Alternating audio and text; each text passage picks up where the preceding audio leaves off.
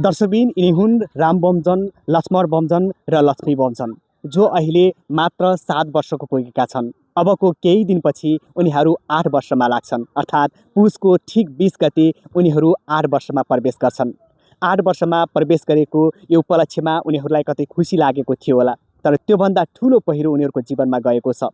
उनीहरूले आफ्नो मातालाई गुमाउनु परेको छ, त्यो पनि उनको कालले होइन, अकालमै, अल्प आयुमै उनकै हजुरबुवा, उनकै हजुरआमा र उनकै फुपू मिलेर यहाँ पेट्रोल छर्किएर उनको हत्या गरिएको छ। यी राम, लक्ष्मण र लक्ष्मी बमजन 3 जना एकैपटक यो संसारमा जन्म लिएका थिए, तर उनीहरूले अब यो संसारमा उनीहरूको आफूलाई जन्म दिने आमालाई पनि कहिले भेट्न सक्ने छैन। राम, लक्ष्मण र लक्ष्मीले कक्षा युकेजीमा घर नजिकै रहेको विद्यालय न्यू स्टार एकाडेमी बोर्डिङ स्कुलमा पढ्दै आइरहेका छन्।